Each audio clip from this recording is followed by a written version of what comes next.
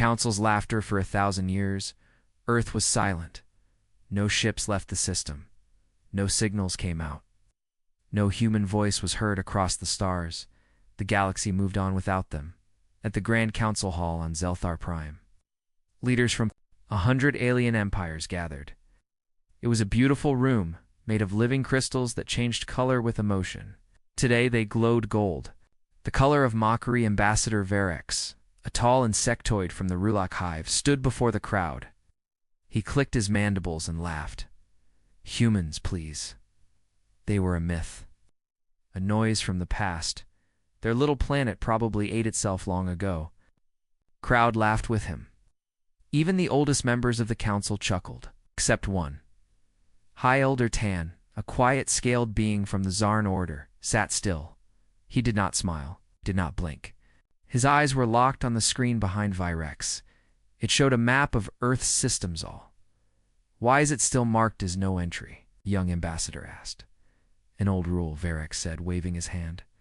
From the days when humans still barked threats into the void, long before they vanished. They warned us not to enter their system, someone added, laughing. But who obeys ghosts? Maybe we should explore it, said another voice. Take what's left. If anything's left, the vote was called. It passed with cheers. The council would send a probe to Earth just to see what remained. The probe, launched days later, small, fast, loaded with sensors. It zipped across light years and approached Sol System quietly. When it passed Pluto, nothing happened. Oh, when it reached Neptune, silence. When it crossed Mars, ... It paused. The probe's sensors picked up something strange. Earth was not dead. It was ... sleeping. Massive energy signatures pulsed under the planet's surface. Huge orbital stations hung above the atmosphere, cold but powered. Satellites drifted. In perfect orbit, unmoving but scanning, the probe's AI tried to hide. But it was already seen. A voice calm, a motionless cut through the stars. You are trespassing. Turn back. The probe tried to flee, but it never got the chance. A beam of pure light, brighter than any sun, flashed across space. The probe vanished. No wreckage. No signal. Just silence. Back at the council hall, the news arrived. The room froze. Virex blinked. It must be an error. Another voice said, maybe a black hole? But Elder Tan stood up, voice calm and sharp like a blade. They are not dead, he said. Who? Someone asked. Humans, Tan whispered.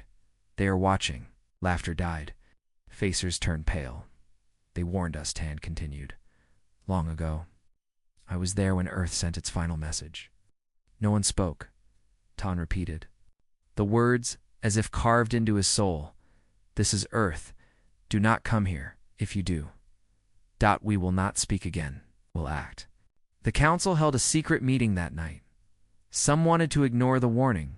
Others called for peace. A few wanted to destroy Earth now before it could become a threat. A decision was made. A small fleet would be sent to the edge of Earth's system, not to attack, just to watch. Show them who rules the stars, Varric said.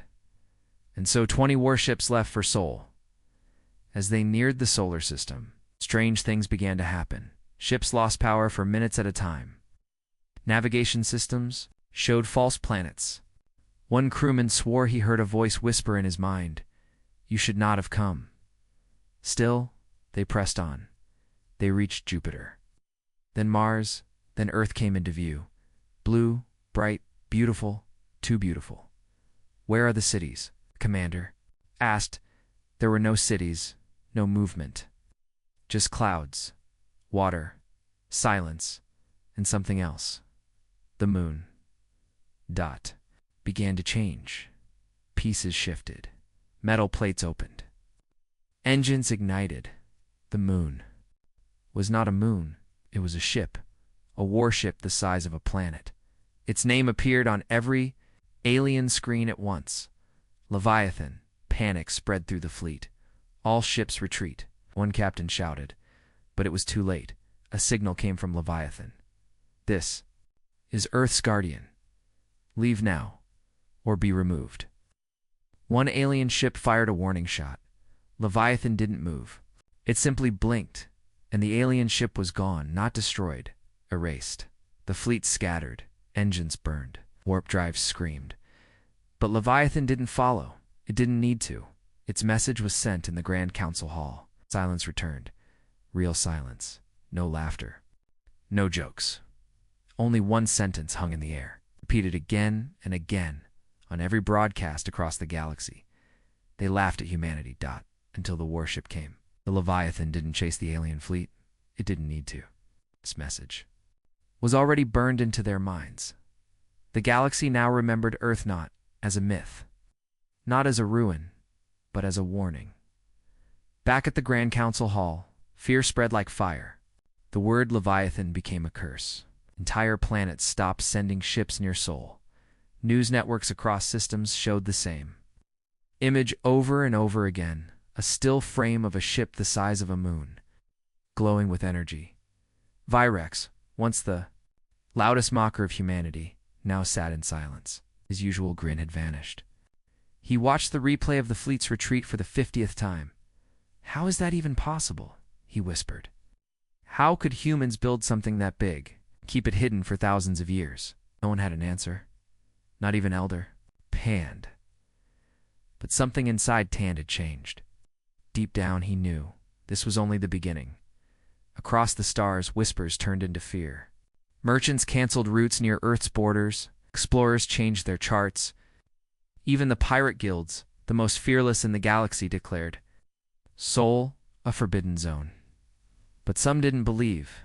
They thought the Leviathan was just an illusion, a trick, a last defense of a dying species. One of them was General Korvac, commander of the Dracon Imperium's elite fleet. Korvac had conquered 12 systems, burned civilizations to ash. He didn't fear legends. "Humans," he growled.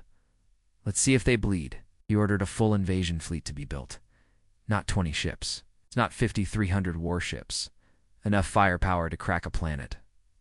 While the galaxy held its breath, Earth was quiet. Not a single message was sent. Not a single human ship left orbit, but deep beneath Earth's surface, in bunkers carved into the planet's bones, something stirred. Machines older than memory came online. Engines hummed. Massive screens blinked. And in one dark room, lit by soft blue lights, a voice whispered, "Awakening sequence. Complete." Captain Raina Cole opened her eyes. After 10,000 years, she was human, but not like the ones from history books. Her skin had silver lines. Her eyes glowed faint blue. Her heartbeat was steady, but powerful. She was born in the last age of Earth, trained in war, and placed into cryosleep when the enemy came too close. And now, something had awakened her. She stepped forward, her boots echoing in the cold steel hallway of the underground command center. One by one, lights turned on as she walked past. Screens showed the same image. Threat detected. Galactic Council probe destroyed. Invasion imminent. Raina smiled. They finally remembered us. Korvac's fleet arrived at the edge of the Sol system 10 days later. From Saturn's rings, his ships lined up in attack formation. 3 dreadnoughts, dozens of cruisers, hundreds of fighters. "We'll strike Earth directly," Korvac ordered. No mercy, no delay. He didn't know someone was already watching him.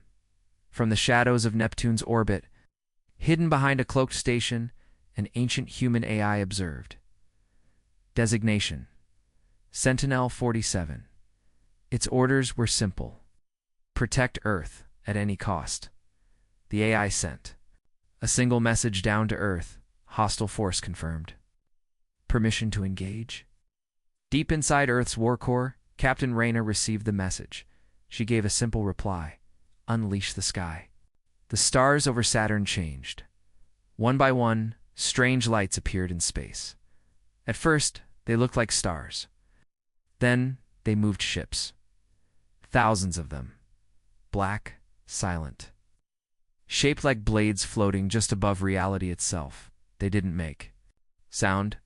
They didn't flash warnings. They just existed like ghosts made of metal. Each one bore the ancient symbol of Earth, a blue planet wrapped in silver wings. Korvac's sensors screamed in panic. "These aren't ships," his second-in-command shouted. "They're machines from another age?" Reyna's voice echoed across all frequencies. "This is Captain Cole of Earth's Defense Command. You entered forbidden space. You ignored our warnings. Prepare for removal," Korvac roared. All ships fire, missiles launched, lasers lit the dark.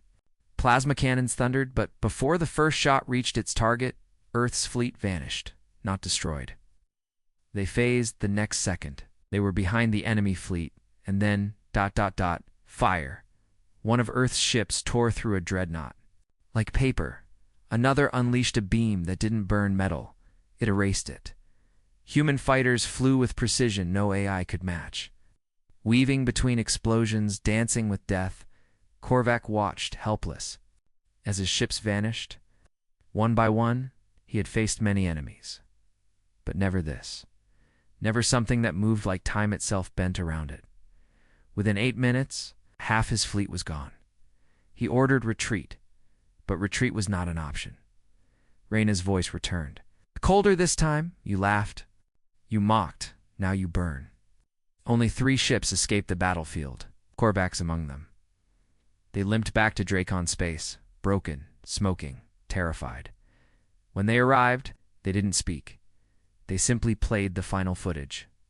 Earth's fleet, hovering over Saturn, still waiting, and the Leviathan awake, again rising from behind Earth like a silent god across the galaxy. Everything changed. Recruitment centers shut down. Expansion missions were canceled. The words "Do not engage Earth" were burned into every star map, and in the Grand Council Hall, Varix resigned. Tan took his place. He stood before the assembly and said only this: "Let no one forget. We laughed at gods," they answered. The galaxy no longer laughed. Since the return of the Leviathan and Earth's hidden fleet, things had changed. Trade routes avoided Sol. Border patrols doubled near Terran space. New cadets were told ancient tales not of victories but of the day humanity returned. And still, Earth said nothing. No threats, no broadcasts, no expansion. They simply waited, and that silence was louder than any war cry in the Zorak Confederacy. New voice rose in the chaos. Admiral Selra Young, bold, hungry for glory. She didn't believe in fear. "They're just humans," she said. "Old ghosts clinging to lost power." In her mind, Earth was wounded. Yes, they had power but no allies. No empire, just one system and an old fleet. "We will study them," she declared. "Learn their technology, and then, take it." Council of Zorak didn't argue. They saw Earth as a threat, but also as an opportunity. So, they sent a special team, not soldiers. Spies. They called themselves Black Mist, an elite unit of infiltrators. Trained to sneak into the deepest vaults, visible to sensors, able to cloak thoughts from even the most advanced eyes. Their mission was clear. Enter Sol System. Locate Earth's Central Command. Hack one of their war AIs. Return with data on how humans build their ships. Simple plan, at least. It looked simple on paper. They entered the system through the Kuiper Belt. Far from Earth, their ship was tiny, covered in reflective alloy, visible to most scanners. They moved slowly, cautiously. Nothing responded. No alarms. No signals, it felt. Too quiet. One of them, a Zorak named Luno, looked at Earth through magnification. "It's just sitting there," he said. No shields, no visible weapon fields. The team leader, Commander Vec, gave the signal. "Approach the dark side of the planet. We'll use the night to mask our descent." As they neared Earth's orbit, the stars seemed to shift, just slightly, as if something massive was between them and the void. Luno blinked. "What was that?" "Nothing," Vec replied. "Keep moving." They passed over silent oceans. Ruined. Cities covered in overgrowth, forests growing through steel towers to them. It looked like a dead world, but that's what humans wanted them to think, because deep beneath the Earth, the Sentinels were watching. These weren't ordinary eyes. They were conscious protocols made to think. evolve and respond like human minds. Sentinel 13. Notice the anomaly. It didn't sound alarms. It didn't attack. It observed. And as the black mist landed on a mountain ridge near what used to be Old Geneva, the trap had already closed, inside a hidden cave. They found what looked like an old military bunker. Dead. Cold. Empty. But the doors opened with a simple scan. Too easy. They stepped. Inside dark halls. Rusty panels. Silent screens. And at the end of the corridor, single terminal still glowing. It was too perfect. Vec approached, plugged in his data spike, began to download the files. It worked. Thousands of files poured into their drive. Human blueprints, ship specs, AI layouts, success. And then, the screen flickered, the download stopped. One word replaced everything. Watching. All power went out. And suddenly, the ground shook. Luno grabbed his blaster. What was that? Don't know, Vec said. Abort. Get back to the ship. But it was too late. They ran out the bunker, doors and. The sky was no longer clear. Above them floated a single ship. Small. Black. Silent. But not alien. Human. It didn't fire. It didn't speak. It just hovered, blocking the moonlight then. Their ship exploded behind them, and a voice echoed in their minds, not through sound, but thought. We let you see. You understand nothing. We're taken. One by one, vanished into the shadows. No one ever saw the black mist again. Back. In Zorak space, weeks passed, no message. No return. Admiral Selra grew angry. She gathered her fleet 100 warships. Not to fight, but to show force. She sent a transmission, straight to Earth. Return our spies, or we come for them. No reply. Seconds passed, then minutes, then hours. And just as the fleet turned away to leave, Earth replied. But not in voice, in vision. Every ship in Selra's fleet received the same image, a recording of her spies being gently placed in cryo-pods.alive unharmed, floating inside an empty room made of polished black metal. A voice played, "We do not kill the curious, but remember, we do not forget the foolish." Then the message ended, and all their ship computers reset, wiped clean, all files, all codes, all systems, gone. Only one folder remained. Silence. Selra turned pale, her entire fleet crippled without. A single shot fired, and she realized something horrifying. Earth could have killed them all, but chose not to. Not out of kindness, but as a lesson. A warning. After that, no one tried to spy again. Earth became something else entirely. Not a planet, not a people, but a force. A storm sleeping beneath the soil. Whispers filled the galaxy once.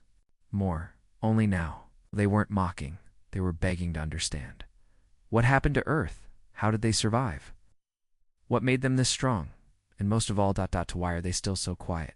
High above the galactic core, far from known space, a hidden race known only as the Architects watched the events unfold. Tall, pale, timeless. They had once ruled the stars before humans even had fire now.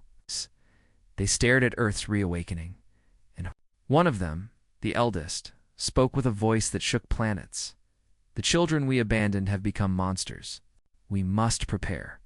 For most of the galaxy, history started a few thousand years ago. Empires rose, species explored space. Wars came and went, but for Earth, history went much deeper, far darker, because humanity didn't just survive. They once ruled in a chamber buried under Antarctica, deep beneath ice untouched for 1,000,000 years. The Leviathan's core AI opened, something sealed since the first collapse. A room without doors, vault without lights, and inside, memories not.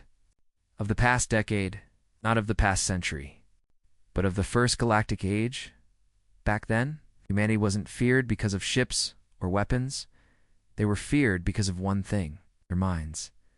They created technology that lived. They built AIs that could feel. They created fleets that could think for themselves.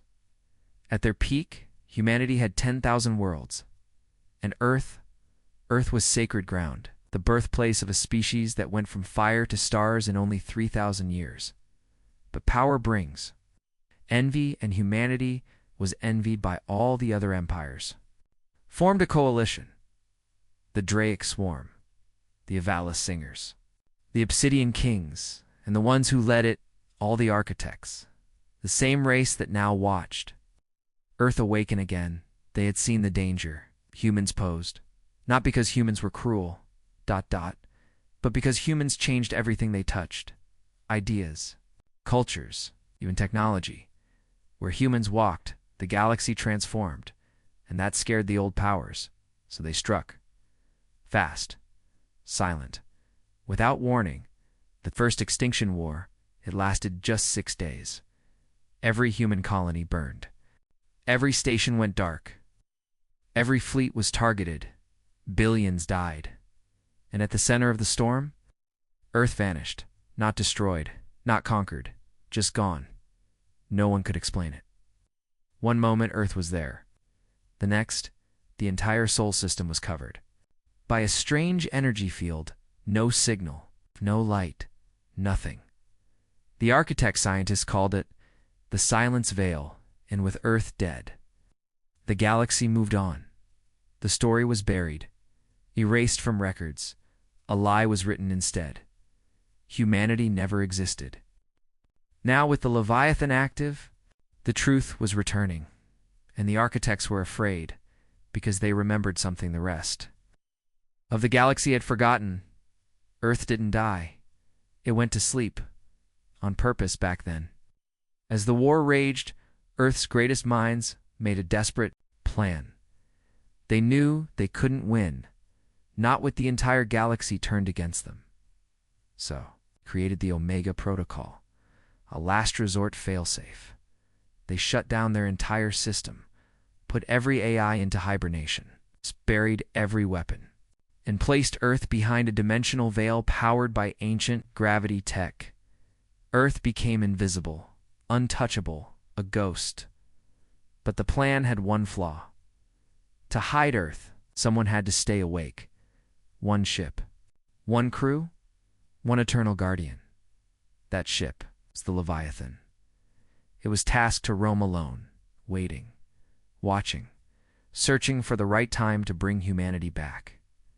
And now, after 500,000 years, that time had come, because the stars had changed.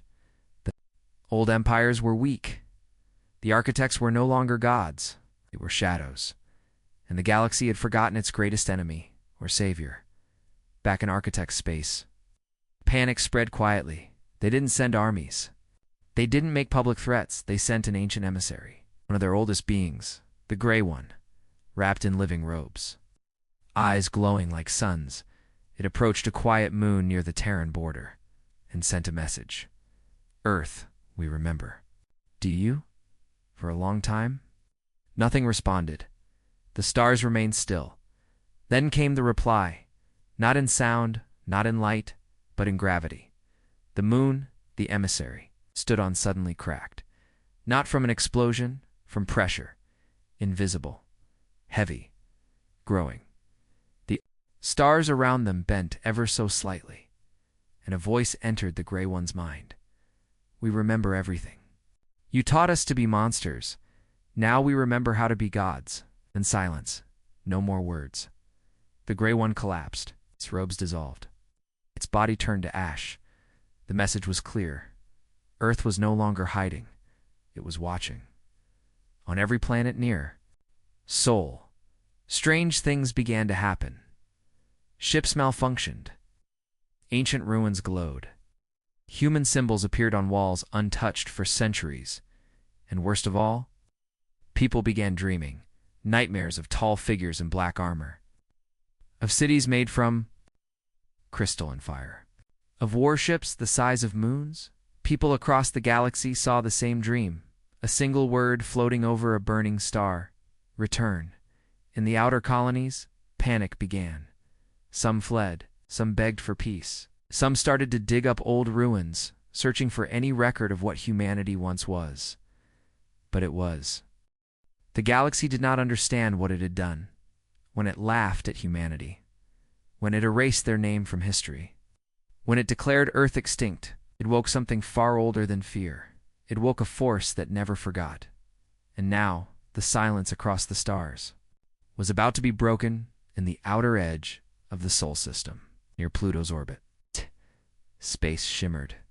Nothing exploded. Nothing flashed. But something arrived. Slow, silent, colder than death.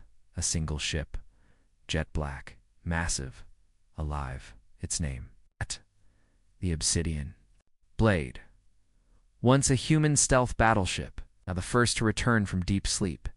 Its systems whispered to the void, reconnected to Terran core, standing by. Then came another, and another 10 ships, 20, 100 in A, without sound. Thousands more decloaked across the system. They had been hiding, waiting, some inside Saturn's rings, some buried in Neptune's moons, some drifting inside the sun. Itself wrapped in magnetic veils only ancient human tech could build. The Leviathan had called, and they all came. And then Earth itself answered. Beneath the Amazon basin, the ground cracked, not from an earthquake, but from something rising, a massive circular platform, wider than a city, slowly lifted into the sky, covered in silver vines, glowing with symbols no one alive could read. The air trembled. Lightning struck without clouds. And then it launched a ship. No, a fortress, shaped like a black star, with 9 arms, and each arm was a city. Its name burned into space as it rose. Gaia's Wrath. Back in the architect's core worlds, fear began to spread in quiet meetings. The council, gathered in a dark chamber, 12 alien rulers, old, cold, wise, but none had ever faced. What was now rising? A message had reached them from one of their outer listening posts, encrypted, shaking, unfinished, only. Back. The stars are bleeding. The council leader, a creature known only as Cyrus, the Thoughtbringer, stared at the message. His voice trembled for the first time in 8,000 years. "Activate protocol Black Mirror," said the others gasped. Black Mirror was a protocol meant only for existential threats. Threats like world-ending AI, or ancient, forbidden weapons. Or humanity on the colony world of Talaris 9. People didn't believe the rumors.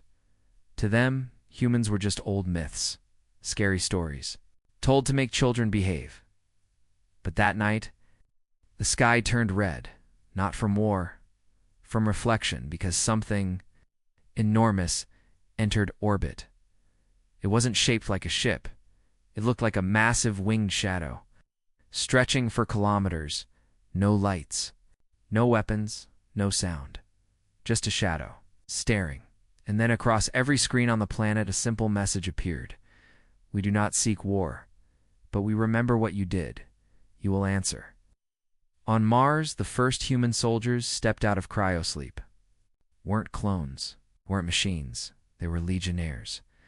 Genetically enhanced warriors from the forgotten era.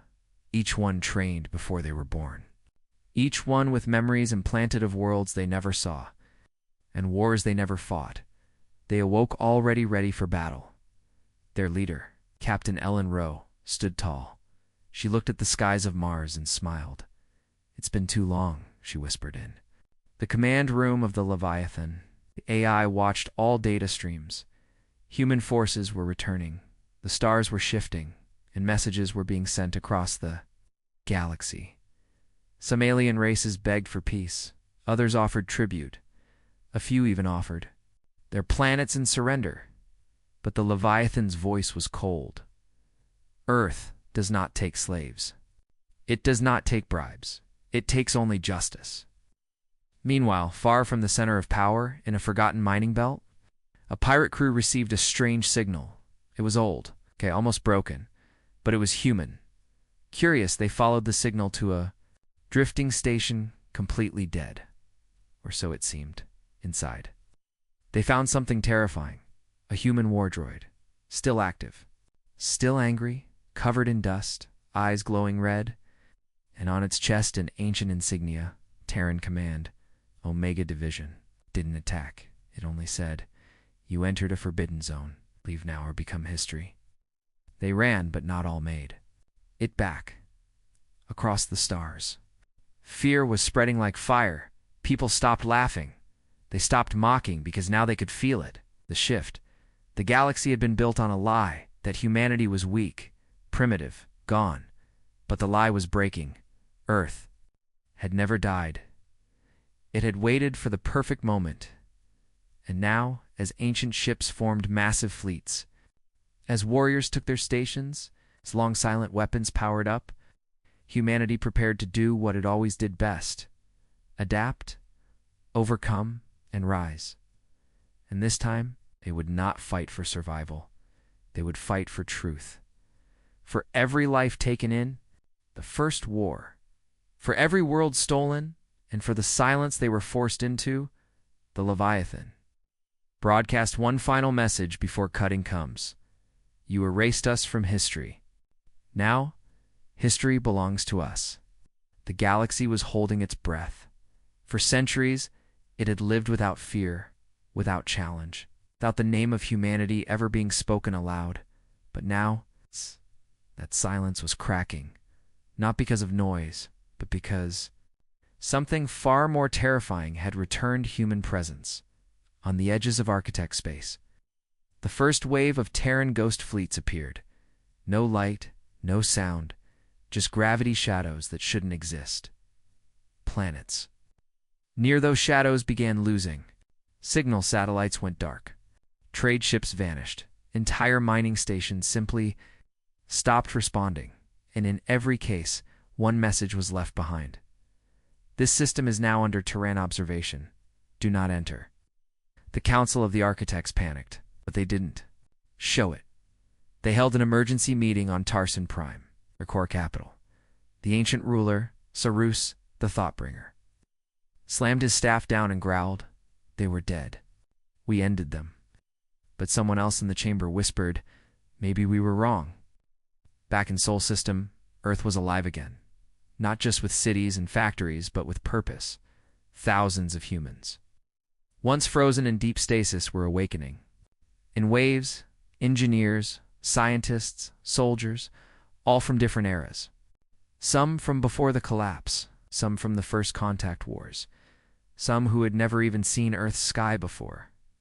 But now, they were united under one cause: answering the galaxy's betrayal. Inside the Leviathan, the Central Command AI called. Astreus calculated all possible outcomes. War was inevitable, and humanity wouldn't strike first. Not yet. They would let the enemy move. Let the architects show their fear. Because in fear, they would make mistakes. And that's when humanity would strike hardest. On a distant moon in the Dakari system, a mercenary team entered what they thought was a dead outpost. No power. No lights. No life signs. They were wrong. Inside the metal corridors, strange markings had appeared. Human writing, ancient, sharp. One mercenary touched the wall. It spoke. A voice, calm and terrifying. "You are not authorized. This facility is under Terran lockdown." Suddenly, lights came on red and pulsing. Doors closed. The air chilled. Screams were heard. But only for a few seconds. Then silence. Outside, their ship's captain waited for hours. No one returned just before he could leave. His ship received a message. No sound. Just one image, the Terran War emblem, and 2 words: "We remember," on Earth's orbit. The Gaia's Wrath completed its final test run. Its engines could fold space. Not jump like old ships. Not warp, but fold. It could appear across the galaxy. In seconds, in its weapons, they weren't just missiles. They were planet dash breakers. Old weapons, stored and hidden because humanity once feared what they could do now. They were being activated. And every time one came online, stars trembled a little more in the galactic midrim. Young alien named Yorvak watched the human news broadcasts with wide eyes. He had grown up hearing stories about the lost Earthlings. His teachers said they were extinct. His government said they were myths. But now Jorvak saw them on every screen. Ships larger than mountains. Armies that walked like legends. Voices filled with calm fury. He whispered to his father. "What happens now?" His father didn't speak. He simply turned off the screen, locked the doors, and said, "Now we wait for the storm."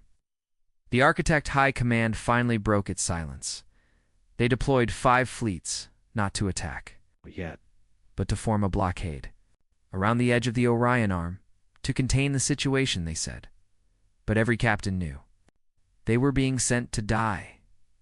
Fleet Commander Theros, of the Ninth Architect. Armada stared at the incoming data.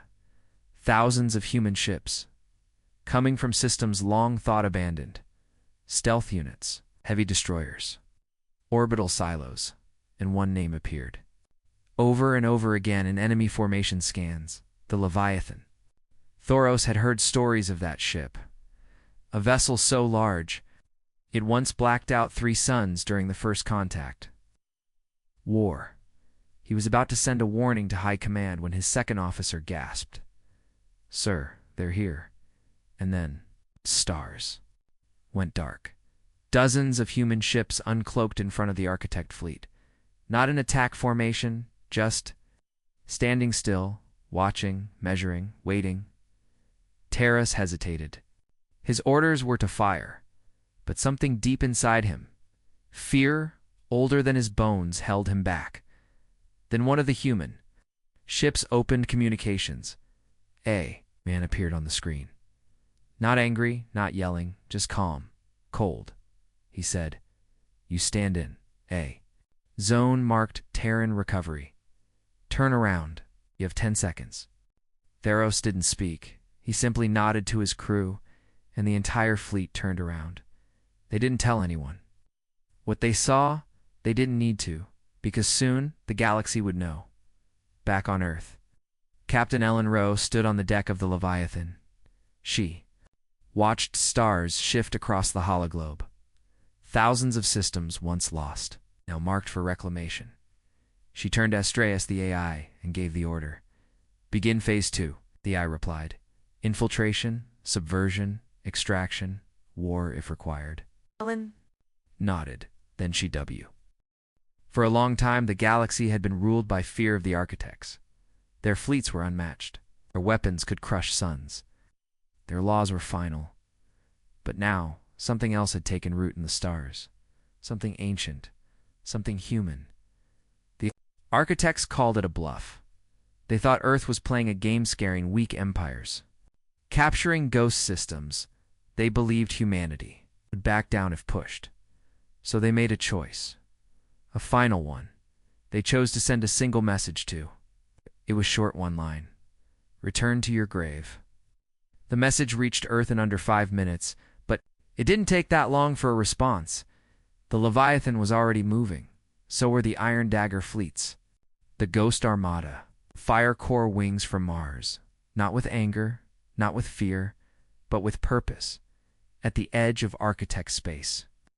Deep in the Virel cluster. An outpost named Sharnine was known for its powerful defense grid. Nothing had ever broken through it until now. In less than 30 seconds, the entire grid vanished from sensors. The stars flickered. And a shadow fell across the station. An object larger than any moon, silent, cold, black, is death. It was the Terran Titan-class ship, Oblivion's Fist. The Architect commanders aboard. Sharnine screamed for help, but the last thing their sensors picked up was a strange wave, a ripple through time and matter, and then ... nothing, just silence. Across the galaxy, videos began to leak, not from humans, but from terrified witnesses. Alien merchants, cargo ships, miners, all showing the same thing. Massive human warships, appearing out of nowhere, silent, watching, waiting. In one video, a child asks her mother, "What is that in the sky?" The mother just stares and whispers, "That's the past. coming back for revenge. Inside the Architect High Council chamber, chaos broke out. One of their main trade routes had just vanished. An entire space station was going to melted. Down to the core, 12 fleets had gone silent in the last 6 hours, and someone had hacked their central tower. The architects were about to issue a command to strike Earth directly. But then the screens lit up. It wasn't a council member speaking. It was a human.com. Focused it was. Captain Ellen Rowe. Her face filled every screen across Architect space. Her voice was soft but sharp as a blade. "You thought we were gone?" she said. "You burned our worlds. You laughed at our end, but humanity never dies. We sleep, we wait, and when we wake, her eyes narrowed. We remember." And the signal cut. Across dozens of systems, alarms sounded because at that moment the human fleets moved. Thousands of them. Each targeting specific architect facilities or factories, communication nodes, energy vaults, not random attacks. Precise strikes. Every hit was a message. Every silence afterward was a warning. The battle over Chiron's halo would be remembered forever. An architect fleet of 500 ships stood guard. Ready, they laughed when they saw the human vessels appear. "They're outdated. Rusty," one commander said. But then their weapons didn't fire. Their systems crashed. Their engines locked. And something even worse happened. Their own ships turned against them because humanity had hacked their fleet from the inside. One by one, architect ships exploded or changed sides. The battle was over in 6 minutes. On a desert world called Tarakas, a small colony found a message carved into the mountain wall, written in old Terran code. "We see everything." They didn't understand it at first. But a week later, the skies filled with human dropships, not to attack, but to free the workers enslaved by the architects. The humans gave them food, medicine, clean water. Then they left, leaving behind only a flag and a warning: no more chains. Earth remembers. Back on the Leviathan, Captain Rowe met with the other human fleet leaders. Each came from a different time in Earth's history. Some had served during Earth's golden age, others during its fall. But now, they were one. She looked at the galaxy map. Red dots showed the targets. Then she looked at Astraeus, the AI, begin the final push. Across the stars, as the human fleets closed in, the architects sent one last plea. "We were wrong. Let's talk, please." But no reply came. Only silence. And then a whisper from Deep Space One picked up by old listening posts. "You should have never laughed." The stars had never been this quiet. Not during war, not during peace, but now. After the arrival of Earth's warships, even the void seemed afraid to breathe. The architects, once rulers of thousands of worlds, were broken. Their fleets, gone. Their fortresses turned to ash, their voice silenced. No one had expected it, not even the ones who feared the return of humanity the most, because they had all forgotten the truth. Humans don't come back to talk. They come back to finish it in the heart of the Andromar Belt. The last of the Architect Council sat trembling inside a bunker built beneath 3 layers of planetary armor. They thought they were safe, but above them, high in orbit, the Terran Leviathan floated like a god of old, quiet, watching, waiting. A signal was sent from the planet. "We surrender. Please, we surrender." Inside the Leviathan, Captain Ellen Rowe read the message. Her eyes didn't move. Her face didn't change. She turned to Astraeus, the AI that had once controlled Earth's last defense line. "Is it time?" she asked. Astraeus nodded. Time for silence. On the surface of the planet, the skies turned black. The stars vanished, and then fire rained from the heavens. But it wasn't just fire. It was a precise storm of light and force wand that destroyed every military facility, every command node, every clone bay, every archive of war. But civilians were untouched. Not a single innocent was harmed. Humanity had come with fury, yes, but also with control. A message played across every surviving screen on the planet, a human voice. Calm. Slow. Final. You built your empire on pain. Now your empire is dust. Elsewhere in the galaxy, the reaction was the same. Across the frozen moons of Draven 7, pirate clans fled their own bases, terrified not of war, but of the silence that followed the destruction of the Architect rule. Because no one knew where the human ships would appear next. They didn't follow stars. They didn't travel like others. They just arrived instantly without warning. One moment, the sky was clear. The next, it was gun replaced by black metal glowing symbols, and a name carved in cold Terran steel. Earth never forgot. Many alien races that had once feared humanity began to cheer. The enslaved, freed, the hunted, protected, the ignored, heard, one by one. Former enemies of Earth realized something no one had expected. The war was never against life. It was against cruelty. The war was against the Architect way of control, of chains of power without mercy, and now that humanity had returned, a new order was rising at the galactic core. An ancient beacon that had been silent for 1,000,000 years suddenly activated. No one had touched it, no. One even knew it still existed, but its message was clear. Terra rises. The entire galaxy shook. Planets lit up. Old Terran allies, once scattered and hiding, came out of their holes. They brought stories of the old wars, of Earth's fall, of secret oaths. They showed human children being raised in alien cities. Some of those children were now warriors, and they carried Earth's fire in their blood. On a forgotten world called Nyx Prime, a monument was found buried deep in a cave. It was shaped like a human hand reaching out of stone. At its base was written, in ancient Terran, we fall, we rise, we burn, we rebuild. A group of young alien explorers saw it and began to cry. Not in fear, but in hope, because even though humanity had brought war, it had also brought something greater, a future, one not built on fear, but on balance, on strength, on memory. On the bridge of the Leviathan, Captain Rowe watched the stars. For the first time in a long time, she smiled. Not because the architects were gone, not because Earth had won, but because the stars were theirs. Again, not to control, but to protect. Behind her, Astreus whispered, transmission ready. Final message queued. She nodded. Play it. Across the galaxy, every device, every screen, every ship, every station suddenly turned black. Then a voice echoed through the void. The voice of Earth, simple, cold, final. We are humanity. You tried to erase us. You failed. We walk through fire, through darkness, through death itself. And we remember. The stars are not yours. They never were. From now on, stars belong to all.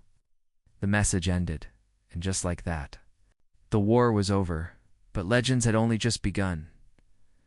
Stories of ghosts, fleets of giant machines sleeping beneath oceans, of a voice that still speaks through deep space, always watching. Some say they saw Earth itself move. Others claim that time bends. Near the Leviathan, but one thing is known. No one laughs at humanity anymore, because the galaxy knows the truth. When Earth wakes up, the stars go silent.